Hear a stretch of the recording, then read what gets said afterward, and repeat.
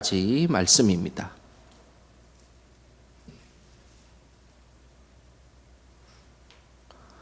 베드로전서 5장 5절에서 7절까지 말씀 우리 한 목소리로 함께 말씀 읽겠습니다. 젊은 자들아 이와 같이 장로들에게 순종하고 다 서로 겸손으로 허리를 동이라. 하나님은 교만한 자를 대적하시되 겸손한 자들에게는 은혜를 주시느니라. 그러므로 하나님의 능하신 손 아래서 겸손하라. 때가 되면 너희를 높이시리라. 너희 염려를 다 주께 맡기라. 이는 그가 너희를 돌보심이라. 아멘. 오늘도 이 주일 아침에 예배를 사모하여서 나오신 우리 성도님들 늘 하나님의 은혜가 가득하시기를 주님의 이름으로 축복합니다. 인생을 살아가다 보면 이전에 느끼지 못했던 것을 세월이 지나고 나서야 깨닫게 되는 것들이 있습니다. 젊은 시절에는 보이지 않는 것들이 이제 나이가 지극히 들어서 보면 그제서야 보이는 것들이 있습니다. 한 시인이 이런 인생의 깨달음을 이렇게 시로 표현했습니다. 시 한 편을 제가 읽어 드리겠습니다. 내 나이 가을에 서서 이혜인.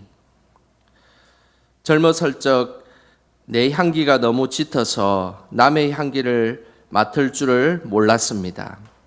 내 밥그릇이 가득 차서 남의 밥그릇이 빈 줄을 몰랐습니다. 사랑을 받기만 하고 사랑에 가란 마음이 있는 줄 몰랐습니다. 세월이 지나 퇴색의 계절, 반짝반짝 윤이 나고 풍성했던 나의 가진 것들이 바래고 향기도 옅어지면서 어느니 풍겨오는 다른 이의 향기를 맡게 되었습니다. 고픈 이들의 빈 소리도 들려옵니다. 목마른 이의 갈라지고 터진 마음도 보입니다. 이제서야 보이는, 이제서야 들리는 내 삶의 늦은 깨달음. 이제는 은은한 국화꽃 향기 같은 사람이 되겠습니다. 내 밥그릇보다 빈 밥그릇을 먼저 채우겠습니다. 받은 사랑 잘 키워서 풍성히 나누어 드리겠습니다. 내 나이 가을에 겸손의 언어로 채우겠습니다. 오늘 시인은 젊은 시절에 보이지 않았던 것들이 나이가 들면서 보이게 되는 것을 우리에게 말씀하고 있습니다.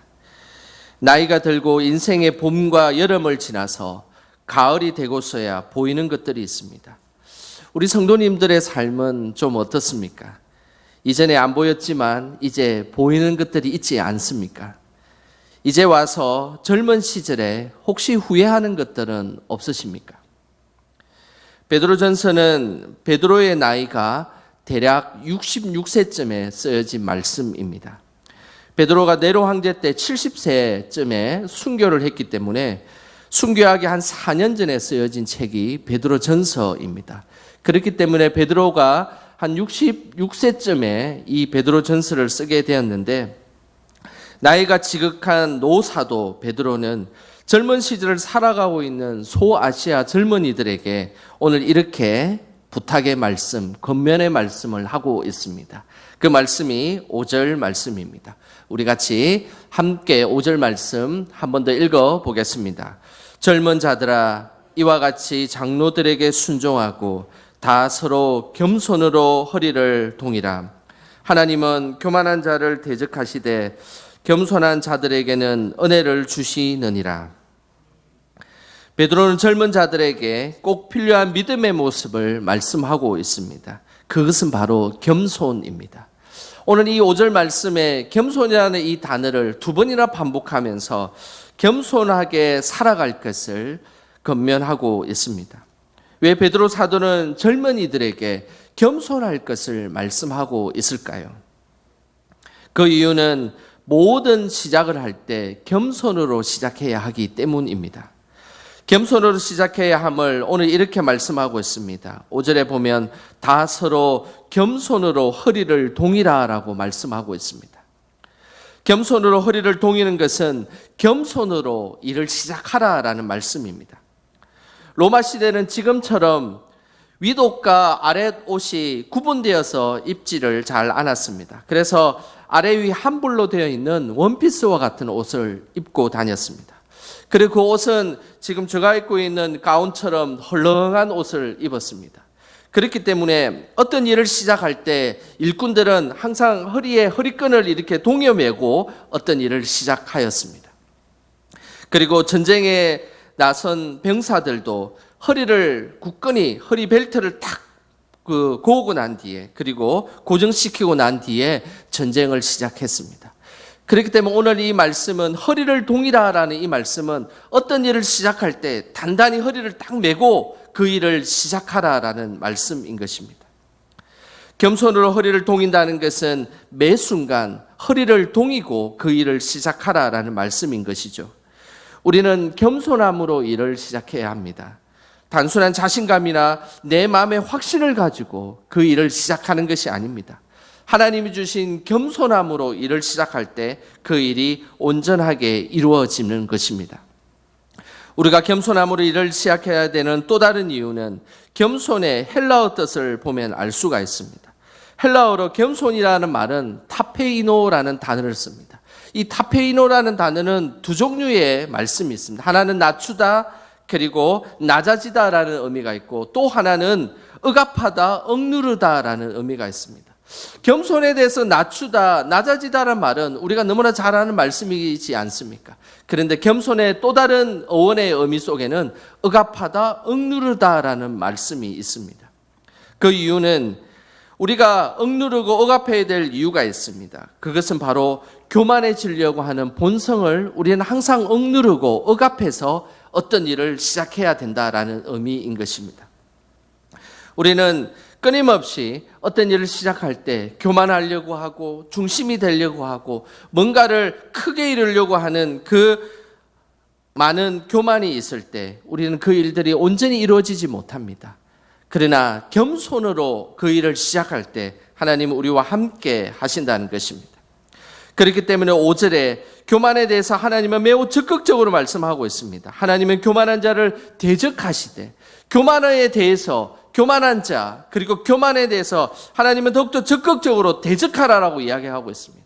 싸움이 일어났을 때 그 싸움에 대적하는 것이 전쟁에 임했을 때 적군을 대적하는 것과 같이 적극적으로 교만에 대해서 대적하라라고 말씀하고 있는 것입니다. 교만은 패망의 선봉이요 그리고 그만한 마음은 넘어짐의 앞자기 때문에 우리는 교만에 대해서 마귀를 대적하듯 대적하면서 우리가 어떤 일을 시작해야 되는 것입니다. 그럴 때 우리가 겸손해질 수가 있습니다. 우리가 겸손해지기 전에 먼저 교만해지려는 마음을 대적하시길 바랍니다. 어떤 일을 시작하고 하루를 시작할 때 우리는 기도해야 합니다. 하나님 내 속에 있는 교만을 물리쳐 주십시오. 그리고 겸손으로 그 일을 시작하게 하여 주시옵소서라고 우리는 기도해야 되는 것입니다. 이런 기도를 하나님이 기뻐 받으시는 것입니다. 젊은 시절에는 주어진 일보다 마음이 앞설 때가 많습니다. 그리고 자신을 드러내고 자신을 중심으로 두려고 하는 본성이 강한 것, 그 시기가 바로 젊은 시기입니다. 내가 원하는 일이기 때문에 그 일을 해야지. 그리고 본능에 충실해야지. 이런 이야기들을 하는 것이 젊은 시기의 모습입니다. 이럴 때 우리는 기억해야 됩니다. 이런 우리의 교만과 우리가 중심이 되려고 하고 우리의 본능으로 어떤 일을 하려고 할 때 우리는 그것을 대적해야 합니다. 그럴 때 하나님이 원하시는 겸손의 삶을 살아갈 수가 있는 것입니다. 베드로는 젊은 시절 교만하여서 하나님 앞에 실수했던 일이 있었습니다. 마태복음 26장에 보면 그 모습이 잘 나와 있습니다. 마태복음 26장 34절, 35절 말씀 우리 화면을 보시면서 함께 읽어보겠습니다. 예수께서 이르시되 내가 진실로 내게 이르노니 오늘 밤 닭 울기 전에 내가 3번 나를 부인하리라. 베드로가 이르되 내가 주와 함께 죽을지언정 주를 부인하지 않겠나이다 하고 모든 제자도 그와 같이 말하니라. 베드로는 예수님께서 십자가에 못 박혀 돌아가신 그 순간에 자신만만했습니다. 자신은 절대 예수님을 부인하지 않을 것이고 내가 예수님과 함께 죽을지언정 그런 일은 없을 것입니다라고 단호하게 이야기했습니다. 자신을 과시한 것이죠. 하지만 그는 예수님이 기도할 때 함께 기도하지 못하고 잠을 잤습니다. 결국 예수님을 부인할 때 교만과 가신 때문에 예수님의 말씀을 염두에 두지 못하고 깨어 기도하지도 못하고 그만 그는 3번 예수님을 부인하게 되었습니다. 예수님을 모른다고 부인하고 저주까지 했습니다. 왜 이런 일이 벌어졌을까요? 그것은 바로 베드로가 교만했기 때문입니다. 예수님의 말씀이 그 교만 때문에 기억나지 않았던 것입니다. 뿐만 아니라 기도할 필요도 없었다는 그런 마음으로 그는 그냥 피곤해 지쳐서 그 중요한 순간에 기도조차 하지 못했던 것입니다. 교만은 항상 우리를 이렇게 따라다니는 것입니다. 온데간데 없이 우리를 겸손의 모습으로, 그리고 하나님의 말씀은 사라지게 만들고, 교만은 항상 우리를 따라다니며 자신을 과시하게 하고 기도조차 하지 못하게 하는 것, 그것이 교만의 모습입니다. 그렇기 때문에 우리는 늘 하나님의 말씀에 순종하는 법을 배워야 합니다. 베드로가 하나님의 말씀을 온전히 기억하고 순종했다면 그는 3번이나 부인하는 행동을 하지 않았을 것입니다. 그래서 교만이 무서운 것입니다. 우리가 하나님의 말씀을 더 믿고 하나님의 말씀을 더 순종하기로 나아가고 결심할 때 우리는 교만하지 않고 실수하지 않게 되는 것입니다. 그래서 오늘 본문 5절에 보면 특별히 겸손과 짝지어진 새로운 한 단어가 나옵니다. 젊은 자들아 이와 같이 장로들에게 순종하고, 순종이라는 단어입니다. 겸손과 이 순종은 하나의 짝을 이루는 것입니다.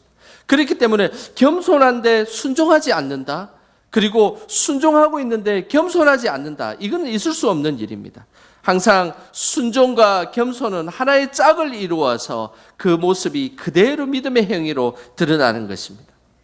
그래서 겸손한 사람은 순종을 잘합니다.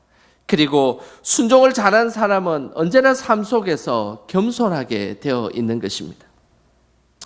기독교 복음주의 영성가 중에 앤드류 머레이라는 사람이 있습니다. 그는 겸손과 순종에 대한 책을 출간하였습니다.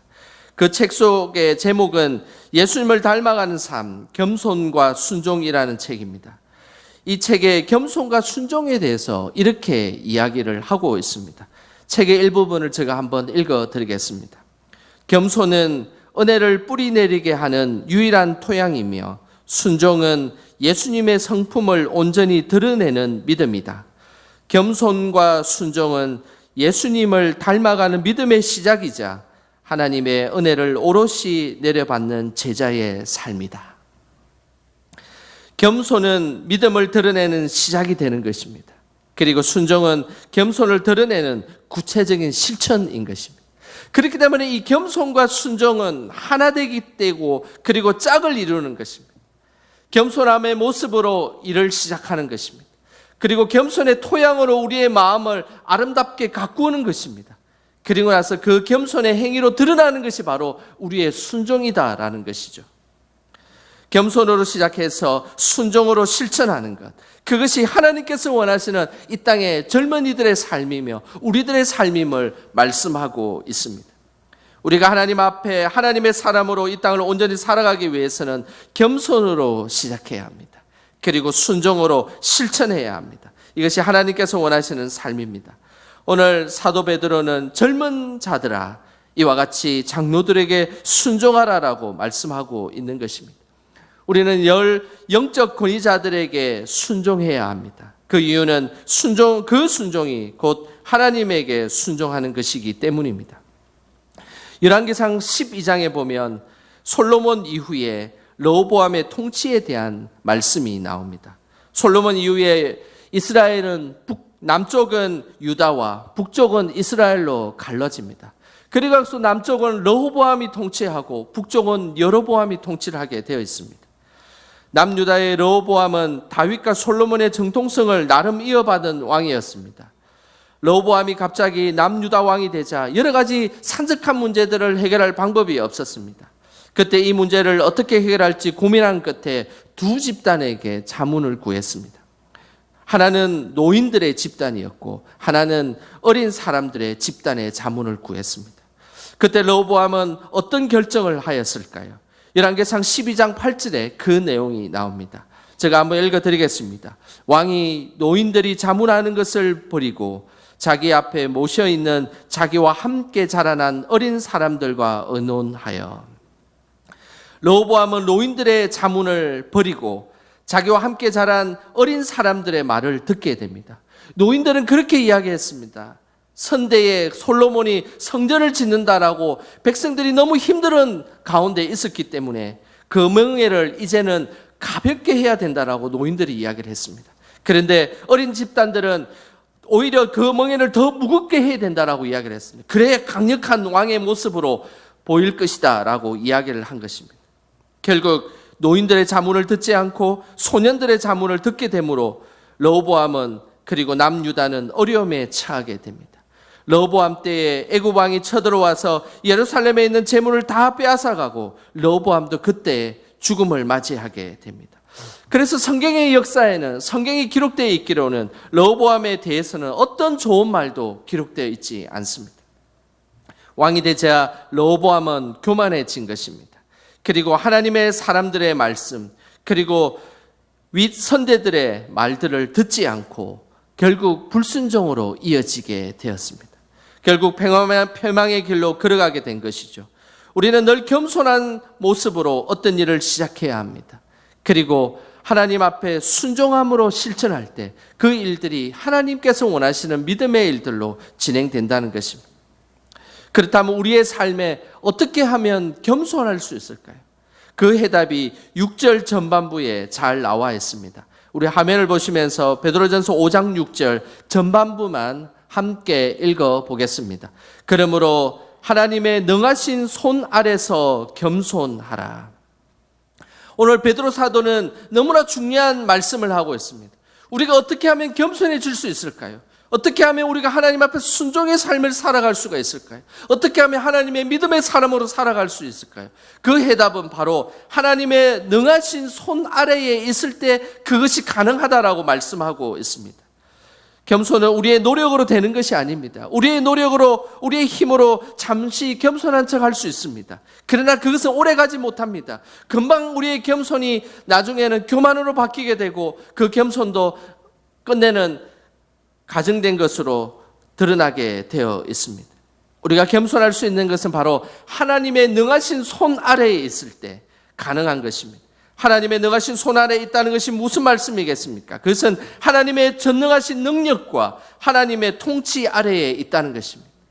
우리가 살아계신 그 하나님의 능력과 그 통치를 바라보고 있다면 우리는 당연히 머리를 숙일 수밖에 없는 것입니다. 그 순간이 우리가 겸손할 수 있는 순간인 것입니다. 결국 하나님의 능력과 권능을 덧입을 때 우리는 겸손할 수 있습니다. 우리를 바라보면 우리는 겸손해지기보다 오히려 교만해지는 경우가 많습니다.